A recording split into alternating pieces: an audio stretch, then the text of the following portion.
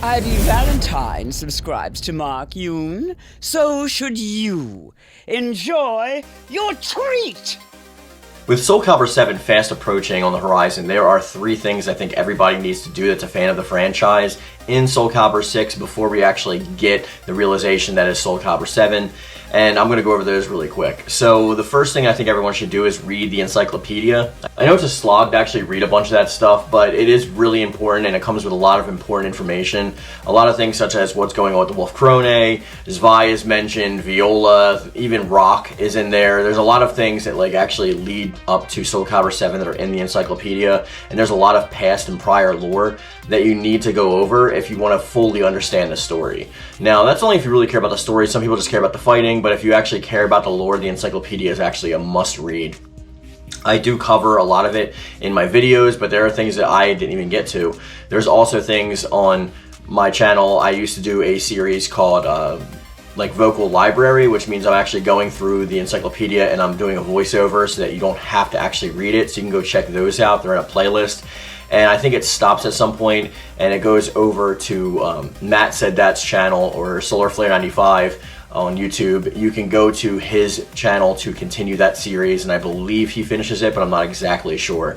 My friend Lila also knows a lot about the lore and the stuff like that, so you can check out her videos on her channel as well. Now, when we're talking about the Encyclopedia, it's not all there ready off the jump. You have to actually unlock a lot of the stuff that's in the Encyclopedia, and the pretty much only way to do that is Libra of Souls. Now, a lot of people will automatically leave the room when they hear Libra of Souls because they're like, it's just a read fest, blah, blah, blah. There are full CG cinematics in Libra of Souls, and Libra of Souls is canon, so that is another must that you actually have to complete. There are 2 different modes. There's the light mode and the dark mode, which are just basically acquired by making different decisions in the game. And there's a lot of things about that mode that are actually great. It's actually half the game. So, people complaining they want stage stuff, like you want slippery, you want wind, you want all that good stuff that are affecting the stages, that's in Libra of Souls. You want endless battles from Soul Calibur 5 where you go up against a bunch of different created characters, including real created characters from people across the world. That's in Libra of Souls. Portals will constantly open. You just go into the portal and you'll fight literally somebody's real created character from somewhere in the world.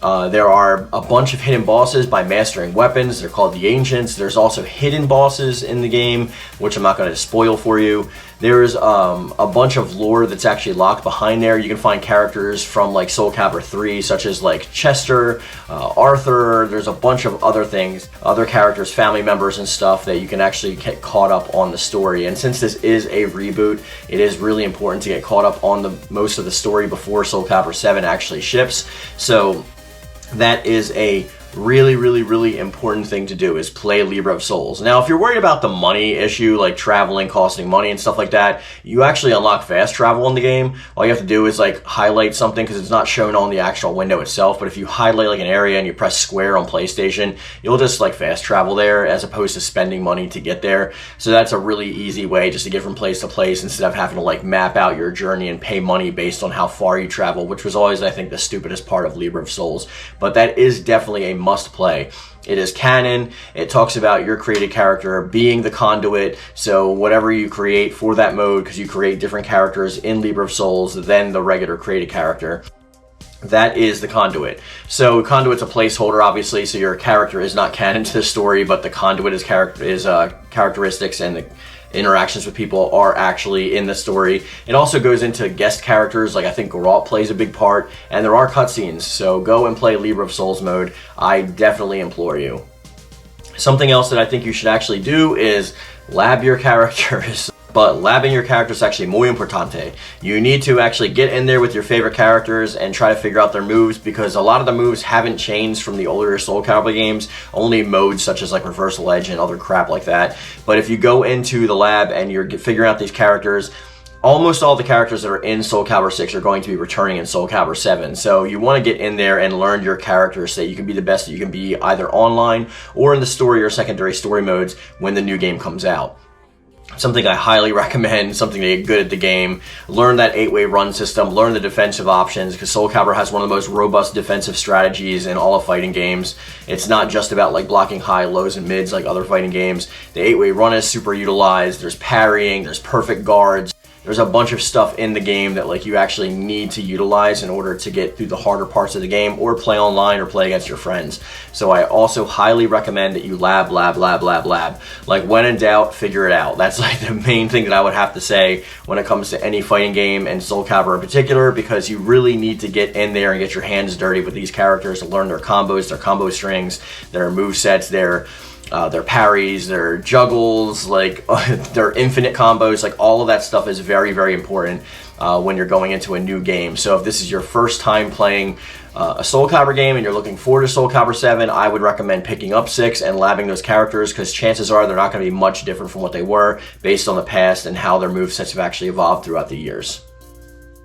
And the last thing that I would definitely say that you should strive to do when playing Soul Calibur 6 in order to prepare for Soul Calibur 7 is create characters. Like if you want to actually utilize the big chunk of the features in Soul Calibur 7, you're going to need to learn how to create your characters. And I say learn because there are limitations in the character creator that haven't been updated in a couple of years, maybe decades, but you have to actually like learn how to adjust certain equipment points, how to expand and shrink, how to prevent clipping, how to create a character with just the limited options that you have, and being very creative. A lot of people that are actually into Soul Calibur are into it because of the character creator. So even if you're not a fan of character creation or character creators in general, I would suggest just trying to get this out, because this does come in handy, because there are separate slots, 100 separate slots in Soul Calibur 6 for the cast characters also. So if you don't like the first or second player clothing options for the cast, go ahead and make your own costume, and you can actually do that with the main cast characters. And to do so, you need to learn how to utilize the character creators. So there's guides on YouTube, there's a lot of channels that actually implement how, like, creation guides and what to do and how to do those. I would suggest like looking into that and trying to learn how to create your characters.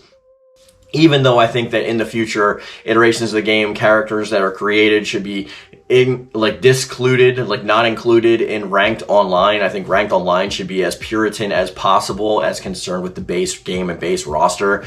I don't think you should have anything else that's in there because of hitbox concerns and frames and stuff like that. So those are the things that I think you should actually do to prepare for Soul Calibur 7. Even if you're not bored with the game, or if you're bored with the game, just go ahead and get those things out of the way, just so you're as up to date as everybody else and you know what's going on with the story.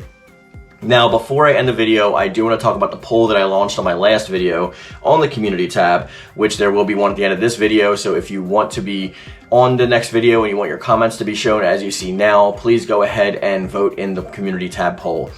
Last poll said, does a good story in a fighting game matter to you? 81%, which is the hugely overwhelming majority, voted yes. 11% came in second with not really. 7%, which is the lowest, well, second to lowest, said indifferent. And then the joke comment was, nah, I hate enjoying things. And that came in with 1%. This is out of a pool of 250 votes. I don't know who you are that said, nah, I hate enjoying things. You're either hilarious or you're incredibly stupid. But whichever of those is the case, thank you for voting in the poll anyway. And I appreciate you guys, and I'll catch you on the next one. And as I always say, I love it. Thank you. And thank you.